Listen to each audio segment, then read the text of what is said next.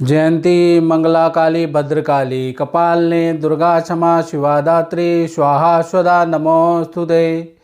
दुर्गा सप्तशती के अनुसार मार्कंडेय ऋषि के आश्रम में सूरत और समाधि नाम के सेठ और राजा पहुँचे और उन्होंने मार्कंडेय ऋषि से प्रार्थना करी, अपनी समस्या बताई और मार्कंडेय ऋषि से कहा, महाराज हमारा पूजा पाठ दान पुण्य मंत्र जाप जो हमने अपने द्वारा किया या ब्राह्मण द्वारा जो अनुष्ठान हम करते हैं, जो भी हम मेहनत करते हैं, जो भी हम कर्म करते हैं, उसका हमें प्रतिफल हे ऋषि प्राप्त नहीं हो पाता है, इसका कारण बताएं।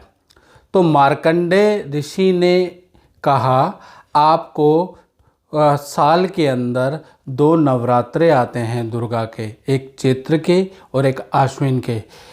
इन नवरात्रों में माँ भगवती की आराधना पूजा व्रत धर्म दान अवश्य करना चाहिए। जो मनुष्य नवरात्रे में प्रथम या अंतिम नवरात्र श्रद्धा पूर्ण करता है, उसको श्रेष्ठ फलों की प्राप्ति होती है। उसके किए गए कार्य कभी भी नष्ट नहीं होते हैं। इसलिए आप नवरात्रे की पूजा जरूर करें और यदि नवरात्रे आप पूरे नहीं रख पाते हैं मित्रों, तो कम से कम प्रथम नवरात्रा और 8वां नवरात्रा जरूर करें। कन्या को जमाएं। ये करेंगे तो आपका साल भर किया गया तप यज्ञ दान का फल आपको मिलता रहेगा, नहीं तो इंद्रदेव उसको चोरी करके ले जाएंगे। तो जय माता दी। मेरा नाम पंडित प्रकाश जोशी, एस्ट्रो आज यूट्यूब चैनल में आपका स्वागत है। मित्रों, आज हम चर्चा करेंगे नवरात्रि कब है, घट स्थापना का मुहूर्त क्या है, साथ ही साथ घट स्थापना की विधि के बारे में चर्चा करेंगे और नवरात्रों में हमें क्या करना चाहिए और दुर्गा माता को 4 ऐसे कौन से मंत्र हैं जिससे दुर्गा माता प्रसन्न हो जाती है। वो 4 चमत्कारिक मंत्रों के बारे में भी चर्चा करेंगे जिनको जपने मात्र से हमारे कष्ट दूर हो सकते हैं। चलिए, सबसे पहले हम जानते हैं नवरात्रि के बारे में। तो नवरात्रि जो प्रारंभ है वो 13 अप्रैल से शुरू होकर 21 अप्रैल रामनवमी तक नवरात्रे रहेंगे। पहली चीज़ ये हो गई। घट स्थापना का अगर मुहूर्त देखा जाए तो 13 अप्रैल को ही घट स्थापना होगी। प्रातः 5:45 से लेकर और 10 बजे तक आप घट स्थापना सुबह कर सकते हैं। यदि आपको समय ना मिले तो दूसरा मुहूर्त जो आएगा वो अभिजीत मुहूर्त में आएगा। वो दिन में होगा 11:41 से लेकर 12:32 के बीच में भी आप घट स्थापना कर सकते हैं। चलिए जानते हैं कि कब कब कौन सा नवरात्रा आ रहा है। जैसे 13 अप्रैल को प्रथम नवरात्रा है, इसी दिन घट स्थापना भी होगी। इस दिन शैलपुत्री माता की पूजा होगी। 14 अप्रैल को द्वितीय है, ब्रह्मचारिणी की पूजा होगी। 15 अप्रैल को तृतीय है, चंद्रघंटा जी की पूजा होगी। 15 की बात हो गई। 16 अप्रैल को चतुर्थ है, उस दिन कूष्मांडा जी की पूजा होगी। और इसी तरह से 17 अप्रैल को पंचम है, स्कंद माता की पूजा होगी। 18 अप्रैल को षष्ठी है, उस दिन कात्यायनी की पूजा होगी। इसी प्रकार से 19 अप्रैल को सप्तमी है, कालरात्रि की पूजा होगी। और 20 अप्रैल को आपका अष्टमी है, उस दिन महागौरी की पूजा होगी। 21 अप्रैल को आपकी नवमी है, जिसको रामनवमी भी कहा जाता है, उस दिन सिद्धिदात्री की पूजा होगी। गृहस्थ लोगों के लिए प्रथम से लेकर 8वें नवरात्रे में समापन करना का विधान कहा गया है। और जो तांत्रिक है, जो साधक है, जो कि धर्म का काम करते हैं या धर्म से जुड़े हुए हैं, वो नवमी में यदि सिद्धिदात्री का में उद्यापन करते हैं। इसी प्रकार से 22 अप्रैल को देखा जाए तो दशमी है और इसी दिन नवरात्रि का पारण काल है। अब मित्रों चर्चा करते हैं कलश की स्थापना की विधि। बहुत लोग आप लोग कलश स्थापित करते हो, उसमें कुछ गलतियां कर देते हैं, उसके बारे में हम चर्चा कर देते हैं। सबसे पहले आपको क्या करना है, 13 अप्रैल को कलश की स्थापना करनी है। उसके लिए आपको क्या करना है, कलश किस प्रकार का लेना चाहिए, या तो मिट्टी का ले सकते हैं, तांबे का ले सकते हैं, पीतल का आप कलश ले लें, ठीक है। और उस पर रोली से स्वास्तिक जरूर बना दें, रोली से स्वास्तिक बनाना है, ये याद रखिएगा। और कलश के मुख पे आपको मौली से धागा बांधना है, धागा 3 लेयर में बांधना है, याद रखिए। कुछ लोग 1 लेयर में बांध देते हैं, ये नहीं चलेगा, 3 का विधान है, 3 लेयर में आपको बांधना है। उसके बाद आपको जहाँ पर कलश रखना है वो जगह भी बहुत महत्वपूर्ण है, वहाँ पर आप रोली, कुमकुम और चावल से अष्टदल कमल आप बना लें। अष्टदल कमल की आकृति बना के, जैसा भी आप कमल बनाएं उसकी 8 पंखड़ियाँ होनी चाहिए, उसके ऊपर आप कलश को स्थापित करें, ठीक है जी। और फिर उसके बाद कलश के अंदर आपको जल भरना है, चंदन डालना है, जटा मासी आती है उसको ज़रूर ले लें, साथ ही साथ हल्दी आप डालें। आप सप्त मृतिका ये दुकान में मिल जाती है, इसको आपको डालना है। उसके बाद आपको एक ढक्कन लेना, उसमें चावल भरकर कलश के ऊपर रख देना है, और उसके ऊपर लाल कपड़े में लपेटा हुआ श्रीफल नारियल, श्रीफल नारियल याद रखिएगा। बहुत बार आप वो जटा वाला नारियल ले आते हैं जिसका पानी हम लोग पीते हैं, जिसका प्रसाद हम ग्रहण करते हैं। श्रीफल नारियल सूखा हुआ नारियल होता है, श्रीफल नारियल लेके आना है, उसमें लाल कपड़ा लपेट के आपको चावल की ढेरी जो बनाई है उसके ऊपर रख देना है। और ये संपूर्ण विधि करते समय एक मंत्र जरूर जपते रहें, वो है ओम अपाम पते वरुणाय नमः। पूरी कलश को बनाते समय आप ये मंत्र मनी मन में उच्चारण करते रहे, ओम अपाम पते वरुणाय नमः, ये मंत्र का जाप करें। अब हम चर्चा कर लेते हैं उसके बाद, जैसे विधि विधान से आपको पूजा करनी है।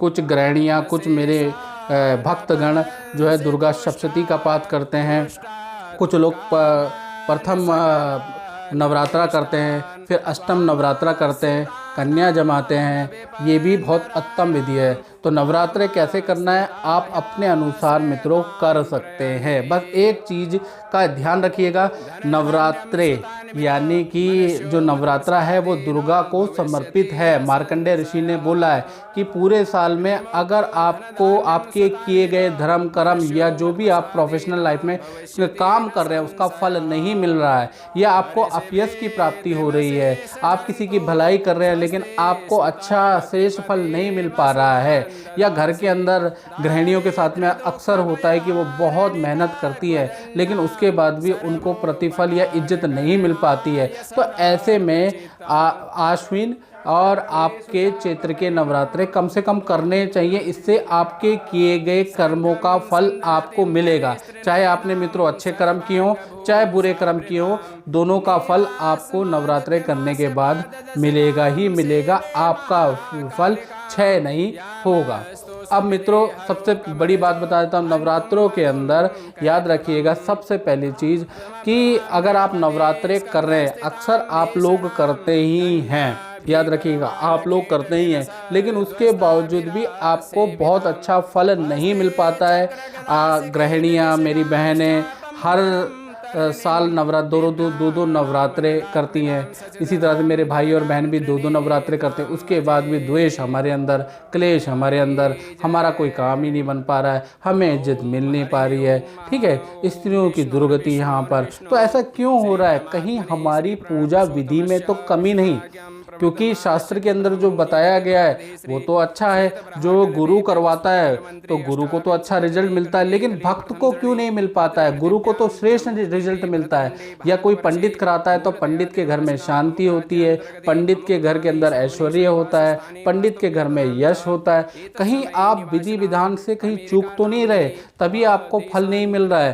क्योंकि आप देखेंगे आपके जहाँ आपके लोकल में जो गुरु है, आप अपने गुरु को कि वहाँ देखिएगा, आपके जो विधि विधान जो बता रहा है मंदिर में पंडित जी, या विधि विधान जो बता रहा है आपके पंडित, वो उनके घर के अंदर शांति है, उनके बच्चे संस्कारी है, उनके घर के अंदर क्लेश नहीं है, ठीक है, वो जीवन का आनंद ले पा रहे हैं पंडित जी और गुरु जी, और आप क्यों नहीं ले पा रहे? इसका मतलब कहीं ना कहीं सिस्टम में फॉल्ट है। आज उस फॉल्ट का मैं आपको बताने वाला हूँ कि क्या क्या फॉल्ट होंगे। देखिए, नवरात्रे के अंदर यदि आप नवरात्रे करते हैं तो पहली चीज याद रखिएगा, आपको ब्रह्मचर्य का पालन करना पड़ेगा, क्योंकि जब तक आप ब्रह्मचर्य का पालन नहीं करेंगे तब तक आपकी ऊर्जा नहीं बन पाएगी। तो नवरात्रे आप 9 दिन की रखते हैं या पहला या अष्टमी का रखते हैं, ब्रह्मचर्य का पालन आपको करना है। दूसरा कि माता बहनों से स्त्रियों का सम्मान करना है। उस दिन माता और बहनों का हाथ बटाएं। बावजूद आपने व्रत रखा है, माता और बहनों की सेवा करें, पत्नी के बर्तन धोने में सहायता करें, उसके काम को बांट ले, उसको 2 शब्द बोल दें, माता को 2 शब्द बोल दें, क्योंकि स्त्री के रूप में ही माता आती है और माता की ही आप नवरात्रे में सेवा कर रहे हैं। यदि आप माता भाव या सेवा भाव रखकर अपनी स्त्री, अपनी बहन और अपनी माता की सेवा करते हैं तो यकीन मानिए नवरात्रे में आपको श्रेष्ठ फल मिलेगा ही मिलेगा। ये 2 क्रियाएं करके आपको अच्छा फल मिलेगा। मित्रों, अब हम चर्चा कर लेते हैं कि दुर्गा माता को सप्तशती के अनुसार, देवी भागवत के अनुसार 4 ऐसे कौन से मंत्र हैं जो दुर्गा माता को अति प्रिय हैं, जो भक्त करता है तो उसको विशेष फल प्राप्त होता है, उसके बारे में चर्चा कर लेते हैं। पहला जो मंत्र है वो मंत्र है सर्व मंगल मांगल्ये शिवे सर्वार्थ साधिके शरण्य त्र्यंबके गौरी नारायणी नमोस्तुते। ये मंत्र का जाप आपको डेली लाइफ में ज़रूर करना चाहिए, नवरात्रों में 9 के 9 दिन जरूर करना चाहिए। तो इससे आपको अच्छे विशेष फल की प्राप्ति होगी, सब कुछ मंगल होगा। ये मंत्र सबके लिए है। इसी प्रकार से दूसरा जो मंत्र है जो माता को प्रिय है, ओम जयंती मंगला काली भद्रकाली कपालिनी दुर्गा क्षमा शिवा धात्री स्वाहा स्वधा नमोस्तुते। ये मंत्र का जाप भी आपको करना ही करना है, ये भी माता को अति प्रिय है। तीसरा मंत्र मैं बता देता हूँ। तीसरा मंत्र है या देवी सर्वभूतेषु लक्ष्मी शांति रूपेण संस्थिता नमस्तस्ये नमस्तस्ये नमस्तस्ये नमो नमः। ये मंत्र का जाप भी आप नित्य पूजा में शरीक करें। ये तीसरा मंत्र है जो देवी को अति प्रिय है।